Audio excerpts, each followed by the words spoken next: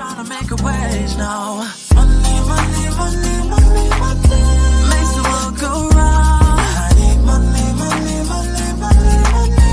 Money got me feeling down. They said go and chase the dreams, they never told me that I have to wake up.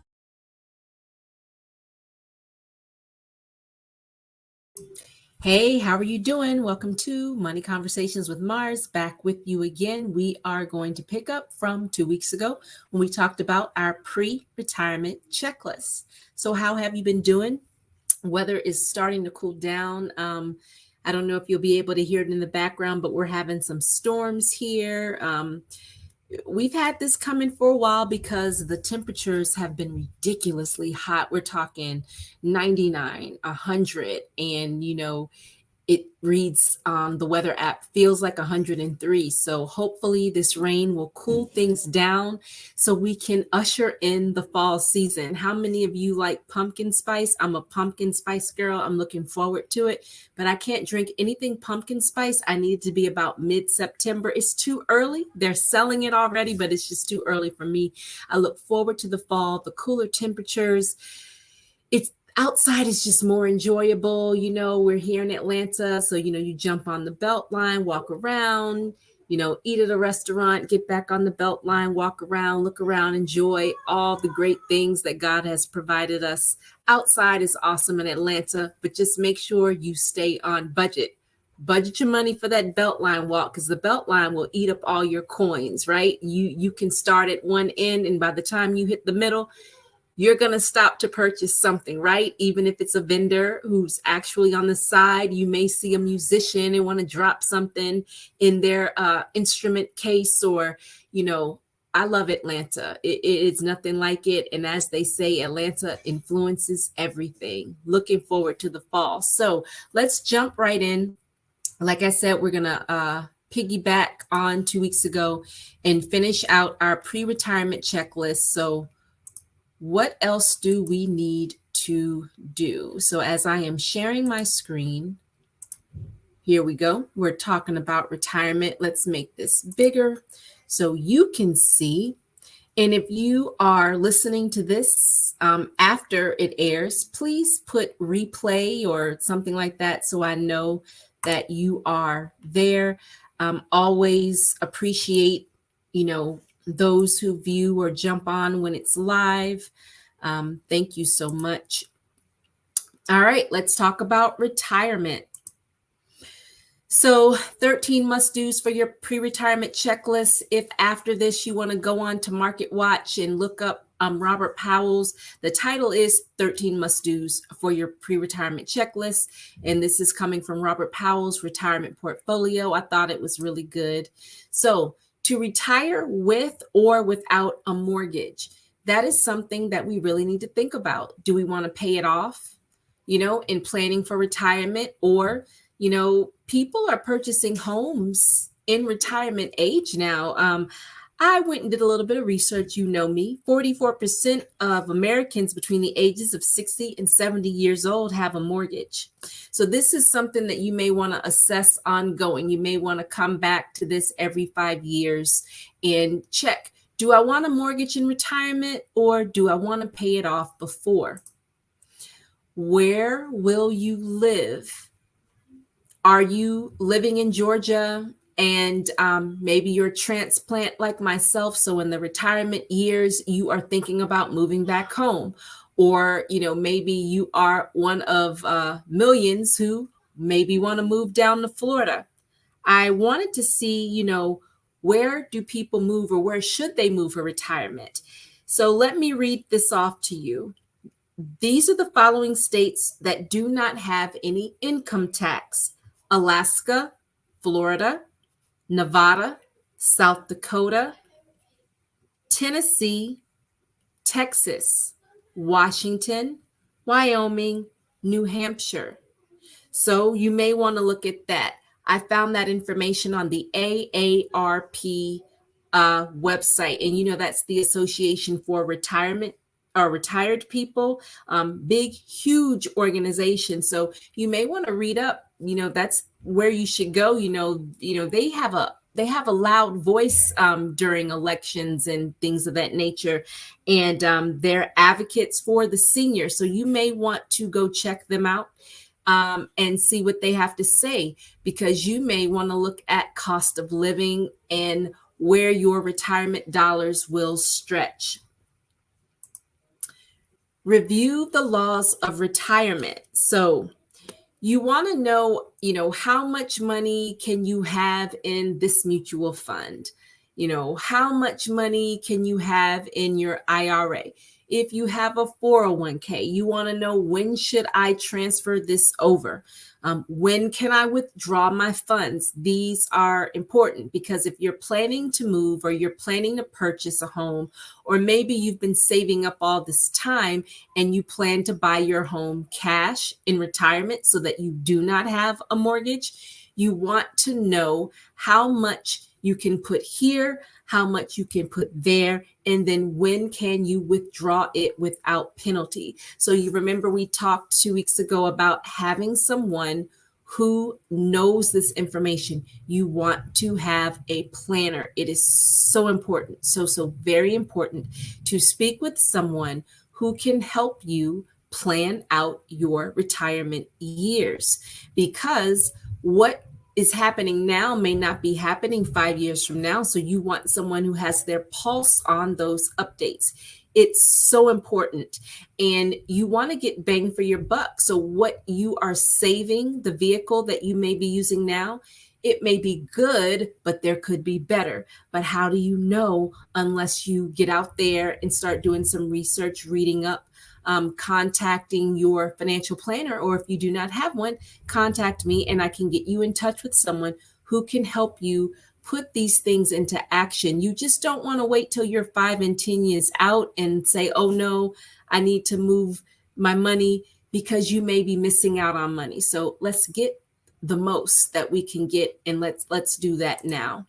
You want to review your estate plan and create a plan for incapacity. So none of us want to think about being bedridden, terminally ill, not being able to do for ourselves. However, things happen. So we want to put a plan in place. Who is going to take care of us? Are we going to leave our home? Would we want to be in a facility? We want to look at our living will. Do we want to be resuscitated, or do we not? These things are so important. Colonoscopy, right? So a lot of us are probably at the age where we're having this annually, and they make you fill that out. They want to know, for some reason, if something should happen while you're on that table for a routine colonoscopy. Folks, they've been doing colonoscopies for decades and decades and decades. It's an in and out, it shouldn't be difficult, but if for some reason something happens, they want you to sign, put the check mark. Do you want to be resuscitated if something should happen? We have to think about that. A living will, machines on, machines off.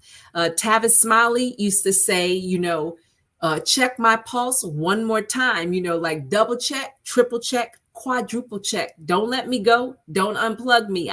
Look, make sure that I cannot survive on my own. And we make light of things like this because, it is a serious matter, but you want to put the plan in place, let your loved ones know. You want to put it in writing so they're not having to figure this out. Can you imagine? Put yourself in the shoes. A hypothetical situation. Some of you probably have experienced this. A loved one gets sick. You weren't expecting it. And the doctor says, this is it. This person is brain dead, or these machines are keeping them alive, or to have to make the decision on your own, that's tough. Talk about it, okay? Whether you want to do it during Thanksgiving, Christmas, maybe not on Christmas Day, maybe the 23rd, right? Maybe not Christmas Eve. You don't want to bring down the atmosphere, but have the conversation, folks. I mean, the holidays, this is when everyone is together. Or maybe you're one of the fortunate ones, you're close with your family. You all may have a group on WhatsApp or Group Me or Facebook Messenger, or maybe you're using text. Have the conversation, set it up, do a Zoom. Zoom is free for the first, I want to say 45 minutes before they make you get a membership. Of course, being that I have a business, I do pay in case my meetings run over, that 45-minute or hour time frame, but it's free. Google Meets is free. Facebook Messenger, the video call is free, folks. Get together with your family and talk about it. Ask, what do you want? In case of emergency, what do I do? What should I do? Where is the paperwork? Where is the will? Find out, folks. Find out before it's too late. Prepare for the emotional shock of becoming a retiree. That's real. Some of us, I am some of us. I have friends who are retired and they just look like they're enjoying life. Oh my goodness. And I look at them like, man, I am looking so forward to the day when I can retire. However, for some people, that might be a nightmare. They're thinking about, oh my goodness, for the last, 20, 30 years, I've been doing XYZ. What am I going to do? What do I do when I wake up on the first day of retirement and it's quiet in my house and I've been going to an office and, my office buddies, and we go have coffee, or, twice a week I go out to lunch with this group of work buddies. And now I'm waking up every day looking around and it's quiet. It's different talking about it than, being there. Think about it. My godfather passed away last year, and his wife preceded him in death, but they were retired together for a very long time. Some people make plans with their spouse or partner, what they're going to do in retirement, and one may pass away. Can you imagine? That could be lonely, unless they have developed relationships, joined organizations, making sure there is something to fill the space. Now, I can imagine, especially if you have a very demanding job, career, business, the first couple of weeks, I can see someone really enjoying themselves, kicking back, feet up, that hammock type of life. Maybe they've planned that trip that they've always wanted to go on, go around the world or take a cruise, or they may be taking that backpacking trip they've always wanted to take. And then they return and the reality sets in. So that's something you may want to think about. You may want to journal about it. Get with God. What are we going to do? Renew yourself, right? What are we doing? What's my mission? If I'm still on this earth, God, I know you have plans for me. What are we going to do in my retirement life? Who are we going to touch? What are you going to do through me? Have the conversation with him. Start to journal about it so he can tell you what you should do. Let me tell you, I'm not near retirement. However, every now and then that light kind of comes through that tunnel. And I'm like, man, wow, I still feel like after graduation. So, some days I'm still feeling like in the 20s, even though I'm in the 40s, So I think about how I like being active in my community. I may not be able to go to all the meetings, but I've joined different organizations so I can stay abreast of what's going on in the community. And so for me, I see myself just volunteering all the time to have that interaction with people, to stay relevant. That's very real. I feel like back in high school, and, my mom was an educator. And so, when different people we knew who retired from education, sometimes it felt like a lot of them passed away, like in the first 5 to 10 years. I don't know what that was about. It kind of made me say, oh my goodness, I don't want to retire. Is this what happens in retirement? You just get sick or whatever. I don't know what that is, but take care of your body, go to the doctor, keep your appointments and checkups and things of that nature. Prepare yourself physically. Are you working out? Are you walking? You may not be in the gym hitting the weights heavy or running for miles at a time. It doesn't take all that. A walk around the block. I actually found a TED talk yesterday. I don't remember the guy's name, but it was a TED talk on why you should exercise. Now, the title was a little more sophisticated than that, but that's pretty much what the TED talk was about. And I have that on my list to listen to. Take care of yourself, prepare for the emotional shock of becoming a retiree. I thought that was a good one. Prepare for the non-financial aspect of retirement. So that's going back into what I was saying about finding your passion, your purpose. What will you do? Social relationships, organizations. You may not be a member of anything right now, but you may want to start shopping around. What organization is active in your community? Or if you plan to move, maybe what organization is in my community? Maybe this is an international organization. So when I move, I can transfer my membership. Go to the community fair in your county. I know in my county, they do a community fair, and I learned about organizations I never knew existed. There's this organization run by a retiree. How about that? She's retired, and she runs this organization where they teach people how to listen to another person's political opinions, beliefs, however you want to call that. And I thought that was awesome. Because even as adults, we need to learn how to respect each other's differences. And they even have this program called Walk a Week in My Political Shoes. So if you are a liberal, you would listen to conservative news all week. If you were a conservative, you would listen to liberal news all week. How awesome is that? How do we get along in our country, in our communities, with our neighbors who have a difference of opinion if we can't see where they're coming from? We don't have to necessarily agree, but not getting upset. They teach how to maintain your temper, how to have a conversation without getting upset, yelling at the other person, being condescending, and just really listening to another person's point of view.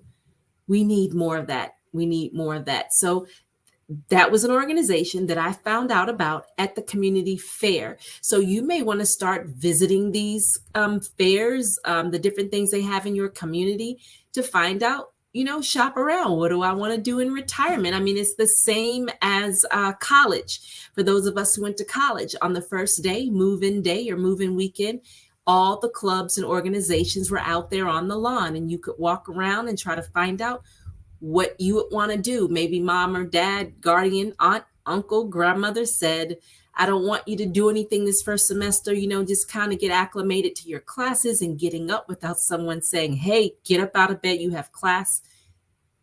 And then you can join a club or organization, but you still did your research. It's the same thing with retirement, folks. We want to prepare ourselves mentally, emotionally, and see what's out there, because it's another world. It's another life. Can you imagine? You don't have anywhere you have to be. So now you can think about, where do I want to be? What have I always wanted to do that work or business would not allow me to do? I want to give more of my time here. I want to give back here, because isn't that what it's all about at the end of the day?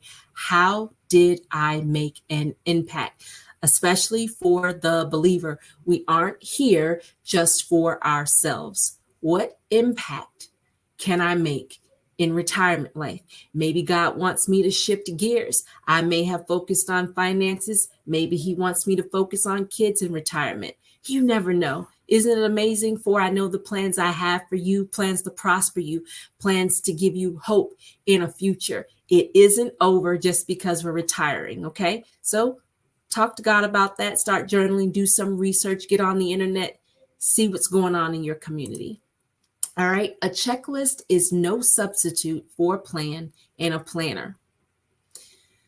So no matter what we read about, what you hear me say, you still need a professional person who specializes in retirement to help you plan out that part of life. We don't know what we don't know until we don't know it. So if you have someone who has all the information, this is what they do, they can help you. They can shine the light in the dark places. Because again, we may know a certain thing or what we've been told or what we saw family members or friends do, but hey, that's when they retire. There could be a whole new set of a checklist or tips, changes in your taxes, changes in, oh my goodness, it's a litany of factors, right? That could be different from when grandma retired, when mom or dad retired, when this good friend retired. We need someone who has their pulse. They have the pulse on the issue so they can help us out. And don't be afraid to ask questions, right? So we use the research as a point of reference. So when we get in front of the professional, we can ask the questions. It's always good to go before someone with some questions, a little bit of research, small foundation. I don't care what it is, whether you're buying a house, buying a car, investments, whatever, do a little bit of research so you don't go in blind. Same thing with retirement.